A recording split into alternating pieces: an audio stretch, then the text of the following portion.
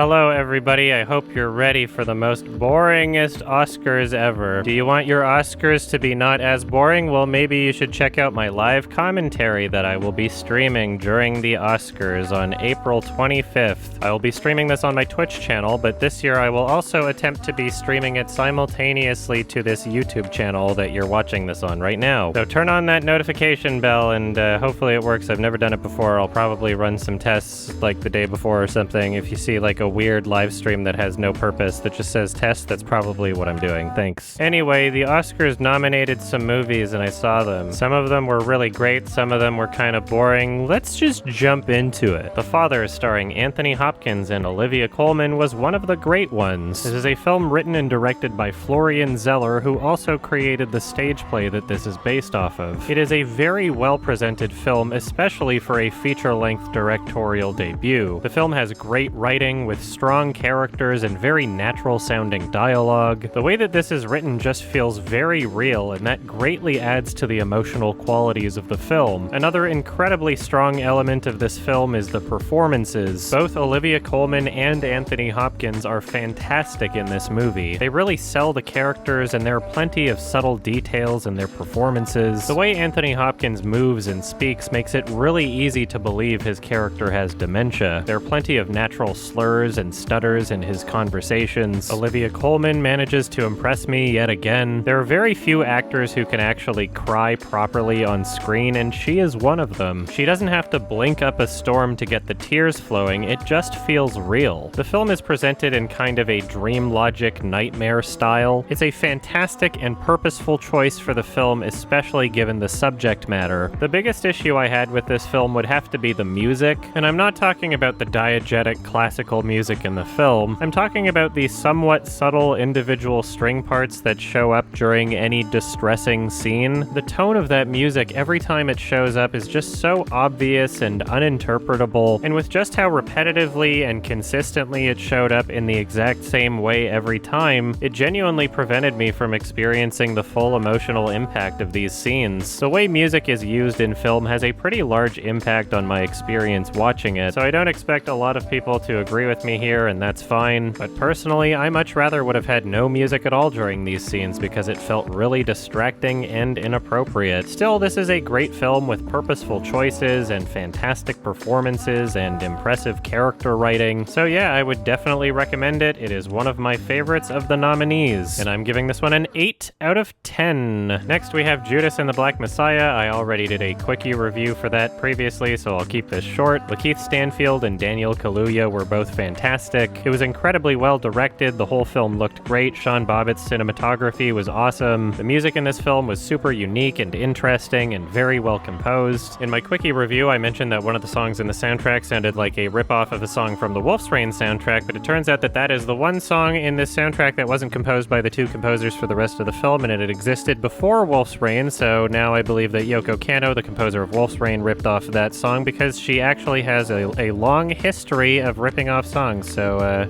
go figure. Anyway, this is probably my favorite out of the nominees. I really love the presentation, and all of the filmmaking elements are really top-notch. So check this one out if you haven't. I thought it was great, and I'm giving this one an 8 out of 10. Mank is directed by David Fincher, and it is a love letter to Hollywood and old cinema and Citizen Kane. It is very well filmed and presented with lots of choices to help make it feel like an older film, although I do have to admit that some aspects felt a little too digital and clean. It felt kind of conflicting at points, but generally the look and sound of this film worked well. Gary Oldman's performance was awesome as usual, and there were some great moments of drunk acting from him. I also really enjoyed the political and economic conversations in the film, and it really helped add to the setting. Now, unfortunately, despite respecting a lot about this movie, it just was not very engaging to me at all. It's very well made and also very boring. The most engaging parts of this movie to me were during transitionary sequences. So yeah, there's a lot of great filmmaking here. I'm just never gonna watch it again. So if this looks interesting to you, then check it out. You might be a lot more invested than I was. And I'm giving this one a 7 out of 10, I guess. Minari, starring Steven Yeun, was a good movie. There is a quickie review for this film on my channel from when I saw it at Sundance 2020. This is a movie about a Korean family trying to start a farm in 1980s Arkansas. It is very well shot and there are great performances. The characters in this film were very lovable and endearing. There are moments in this film that felt a bit too heavy-handed and could have been presented better, but overall it was very very well made. I enjoyed the music, and yep, check it out. 7 out of 10. Nomadland, directed by Chloe Zhao, starring Frances McDormand. There's a quickie review for this one on my channel also. Long story short, it was generally well made, although not to the point where it was particularly exciting for me. Presentation was just fine. Frances McDormand was pretty great as usual, but didn't do anything particularly crazy. It was both inoffensive and unspecial. Long story short, I don't get the hype. I don't understand why this film in particular is seen as the critical darling this year. I feel like I've seen many other films exactly like it that didn't get this level of praise, so I guess I'm just confused. I really loved what this film set up, and then it just did not do anything with it. It was a very bland and hollow experience by the end of it. I wish they took the same setup and did more with the story and characters. Nothing really happened in the story, and the technical elements weren't nearly impressive enough to keep me engaged. It was boring, and I've forgotten 99% of the film at this point. The music was formulated and sappy. 5 out of 10, blam, next. Promising Young Woman was immensely irritating. Carey Mulligan was the only good thing about it. I watched about 25 minutes before skipping through it and turning it off. From what I did see, it wasn't particularly well shot. The majority of performances were cheesy and annoying. The writing was super corny and preachy and transparent. There's parts of the movie where the main character is literally just explaining things to the audience, and it's really annoying. The soundtrack in this film was nothing short of intrusive. This movie feels bland, pandering, and unspecial. And aside from Carey Mulligan's performance, every single thing about the presentation of this film feels more like a B horror movie than an Oscars movie. It feels very out of place here. And yeah, in case you're wondering, as I skipped through it, I saw what the ending was. And that seemed to be the only interesting thing about the entire movie, but not anything that I would suffer through the entire film for. And I'm giving this one a 4 out of 10. It was stupid. Sound of Metal, directed by Darius Martyr, was pretty great. The performances were great, and Riz Ahmed really embodied the character. Now, I didn't make a quickie review for this film, but we talked about it pretty extensively on my podcast, Sardonicast, so go watch that if you want to hear us talk about the movie for a while. Long story short, it is very well made despite the story feeling a little bit familiar to me. There are some really great presentation choices, especially in the sound design. It was very emotional and purposeful. I would definitely recommend this film, so yeah, check it out. And I'm giving this one a 7 out of 10. And the last of the Best Picture nominees for this year is The Trial of the Chicago 7. Now, I was expecting to be a lot more annoyed with this film than I was. The trailer looked incredibly cheesy. And it was still a cheesy movie, but I didn't absolutely hate it. Eddie Redmayne's performance was surprisingly enjoyable. I love Sacha Baron Cohen, but he was very distracting and out of place in this movie. At no point did it feel like his character, it just felt like the actor. Despite being so cheesy throughout, much of this film is effective at what it's trying to communicate. The story was engaging to me, and I did enjoy watching things progress. Unfortunately, there are also attempts at comedic moments in this film that fall really flat. The cinematography is also very, very boring. There's nothing interesting about the way that it's shot, and it just feels like a factory movie. Still, this movie is pretty watchable throughout until the very ending. The ending of this movie was so obnoxiously cheesy and irritating in the way that it was presented. It was just so awful. If you want to watch a much better courtroom drama film focusing on racial issues and activism, then check out the first episode of Small Axe from Steve McQueen. It is called Mangrove. It is 2 hours long, and it is much better than this movie. We talked about that on my podcast as well, if you want to hear me say more about it. As for The Trial of the Chicago 7, 5 out of 10. Bam. And that's all of this year's Best Picture nominations. I don't have super strong feelings on who's gonna win, and I don't have super strong feelings on who should win. Not quite the same level of excitement as last year's nominations, unfortunately. Let's talk about some of the other categories. My favorite film from the Best Animated Feature nominations would have to be Wolfwalkers. It is obviously going to lose to Pixar's Soul, and I'm not going to be upset or surprised about it. It seems like the logical choice for Academy voters. I didn't love the movie, but I understand people that did, so whatever. There's no point in watching any of the other nominations in this category for me. I wasn't big on the previous Wallace and Gromit movie, so I can't imagine. That's what I meant.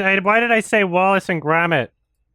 Why did I say Wallace and Gromit when I meant Shaun the Sheep? Fuck. So I can't imagine I'd love this one. Onward was stupid, and this looks like shit, so let's move on. Documentaries. My favorite documentary from the nominations would be Collective, which is also nominated for Best International Feature, interestingly enough. And despite being the only documentary this year to have a second Oscar nomination, I don't think it's going to win. Seems a little too dark and depressing to win the Oscar, but hey, I could be wrong. This documentary is about Romanian journalists uncovering fraud related to their healthcare institutions, and how corruption wound up causing many needless deaths. A main part of the story revolves around a deadly Romanian nightclub fire that is very similar to the Station nightclub fire in the US in 2003. If you're familiar with that, then you'll probably know what kind of horrific subject matter to expect here. The majority of the film focuses on the subsequent aftermath and the politics involved in trying to eliminate corruption in healthcare. It is very cinematic and emotionally powerful. The people in this documentary have lots of character and there are very interesting dynamics. The film also gives an important inside look into how political strings are pulled in different directions. It shows many conversations that would normally take behind closed doors. This is a very important documentary that is sobering, terrifying, and kind of depressing. So yeah, definitely check this one out. It is my favorite of the nominees, but I would be surprised if it won. And I'm giving this one an 8 out of 10. Crip Camp is a documentary about a summer camp for teens with disabilities.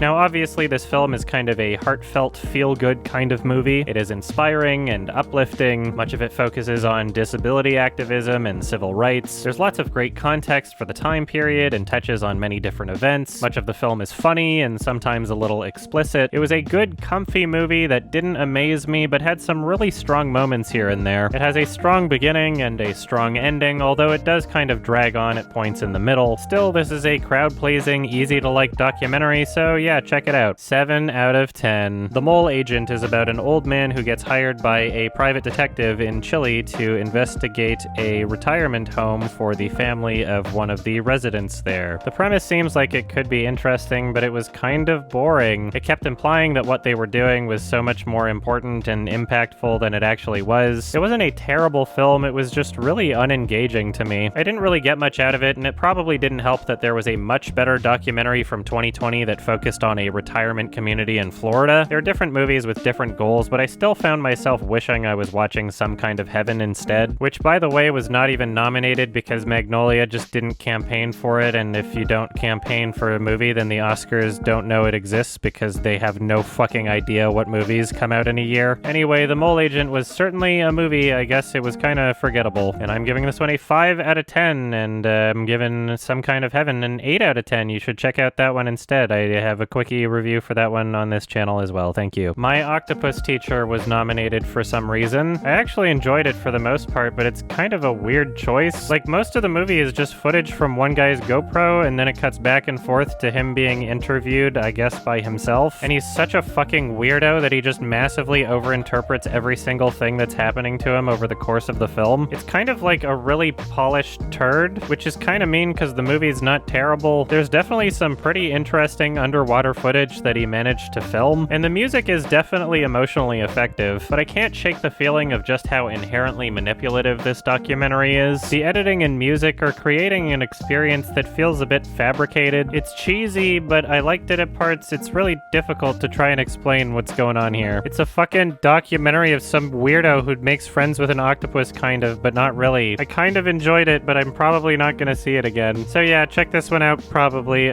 6 out of 10, thanks. Time was a documentary that I also made a quickie for on this channel already, if you're interested in hearing more about it. Long story short, it was good. I didn't find it amazing. I absolutely loved the presentation of this film, but it was also a little bit style over substance in ways. Check this one out for yourself. It was definitely well made, even if it didn't wow me overall. 6 out of 10. So those are all the documentary nominations for this year, and as I've mentioned already, there are ones that I would have preferred they nominated, but they didn't. Dick Johnson is Dead was a really great documentary, 7 out of 10. Some Kind of Heaven and Feels Good Man and The Painter and the Thief were all really great documentaries that I would give an 8 out of 10. So yeah, the documentary nominations this year aren't exactly ideal, to say the least. Whatever. International Feature Film category, here we go. Another Round was a really great movie directed by Thomas Vinterberg, who also directed Festen or The Celebration. It stars Mads Mikkelsen, whose performance is fantastic. There's great acting throughout. I already have a quickie for this one on my channel channel, so check it out if you want to know more about it. Long story short, I thought it was great, and I'm giving it a 7 out of 10, but I'll probably change it to an 8 on my next watch, I think. Who knows? Better Days was cheesy as fuck. I turned it off about 26 minutes into it. It was kind of annoying. There was way too much going on in the editing to the point where it was really obviously compensating. The pacing of scenes felt awkward and clunky. The presentation is cartoonish and goofy. The music is awful and overpresent and manipulative. It tries to tackle serious issues like bullying, but it just winds up feeling like a parody of itself instead. The characters were stupid, and I'm giving this one a 5 out of 10. It would probably be much lower if I actually finished the movie, but I bailed pretty quickly. Collective, I talked about that one already. Sorry. The Man Who Sold His Skin is the first Tunisian film nominated for Best International Feature. The movie is serious and dramatic while simultaneously being exaggerated and satirical. I really loved the music in this film. There's some really great shots that have interpretable purposes. Really early into the film, there's a part where the camera is fixed to one part of the train car and it's looking into the other, and because of how it's moving, it looks as though they're being more turbulent, which you could use to interpret the relationship of the characters in that situation. There's some really neat stuff going on in this film, and the concept is really interesting. Many of the ideas that are communicated in this film are pretty clearly explained, but the concepts alone that are being explored are so thought-provoking that I didn't mind it being a bit heavy-handed at times. The main actor's performance in this was pretty great. There are interesting dynamics between the characters that evolve over the course of the film. This movie also has a good energy and pacing. There was a lot that I loved about it, but unfortunately there were also some issues. There are several scenes where the characters are speaking English, and within those scenes, both the writing and the acting are considerably worse. Things start to feel really fake in those moments, and fortunately it's not the majority of the film. There's also some really fake-looking internet video call filters in the film. Not really a huge deal, I guess, but it was kind of distracting. The biggest problem I have with this film is that the ending feels way too rushed and kind of stupid. Many of the conclusions are poorly established and don't feel properly earned in a sense of pacing or story development. There are aspects to the ending that feel like they came out of nowhere, and the way things are explained feels really weird and inappropriate. The ending of this movie just kind of sucks. Still, I would definitely recommend this film overall. I thought it was mostly great. It is a thoroughly interesting film that is well made and creatively ambitious, and I'm giving this one a 7 out of 10. And the last international feature nomination is Quo Vadis, Aida. This is a great film from Bosnian director Hazmilas Banic. This is about a UN translator who tries to save her family as the Serbian army overtakes their town. This is a very well-made movie that is intense and high stress. Parts of this film are pretty anxiety-inducing. There are some great shots with fantastic music, editing, and pacing. This film has a really great sense of flow and continuity. The lead performance is pretty stellar and carries much of the film. The music in this film is also great and used very sparingly. This movie is a slow burn with intense buildup and an incredibly powerful ending. I would definitely recommend this one. It is one of my favorites out of all of the Oscar nominations this year, so yeah, check it out. And I'm giving this one an 8 out of 10. Alright, so we talked about Best Picture, and we talked about animated and documentary and international feature. I'm not going to go into detail about all the other categories right now, but I will mention that I'm a bit disappointed that I'm Thinking of Ending Things wasn't nominated for anything. Like, yeah, I get it, I'm a bit biased. Charlie Kaufman's my favorite screenwriter. I love his movies. Definitely wasn't expecting it to get a Best Picture nomination or anything. I mean, it's kind of dark and interpretable. The makeup in the movie was absolutely phenomenal, and I don't think I've seen better from that year. The subtleties in how the characters were shown at different stages in their lives. As I mentioned in my review for this film, they even paid attention to the actors' teeth. Incredibly detailed and purposeful and super realistic. The editing category this year is one that I'm actually particularly upset about. There are so many clear and deliberate editing choices in this film that are precise and necessary. Without spoiling anything, there are reasons why cuts happen after certain words and moments in the story. The entire dreamlike feel of this film is created through the editing process. But the Academy doesn't give a shit, so they just randomly picked movies that were already nominated for Best Picture. What exactly about the editing in Promising Young Woman is so great, really? The Father was a really great movie, but why exactly is it being nominated for editing? There wasn't anything different or special about the way it was edited. It was exactly as you'd expect it to be given the story. Toni Collette and David Thewlis easily could have been nominated for their supporting roles. There is an insane amount of realism and commitment to their performances in this film, and I cannot undersell how special it is that they're both able to flawlessly perform the voice and physicality of significantly older characters actors. There is a lot of talent on display in this film. The writing, the directing, the acting, the music, the cinematography, and it just might have gotten nominated for one of these things if Netflix had decided to include it in their For Your Consideration campaign. And with the amount of films they put on here, I don't see why they didn't do that. It's kind of sad that Netflix either forgot about the movie or didn't think it was worth trying to get nominated for anything. But it's even more sad that the Academy voters don't seem to be aware of a film's existence unless it's promoted in this way. You'd think people voting for the Oscars would be people that love movies or something. Whatever, I'm a little butthurt. It was my favorite movie of the year. I can't say I'm exactly too surprised about this, but whatever, the Oscars are stupid. So if you want to hear me make fun of the Oscars as they're happening, then join me this Sunday.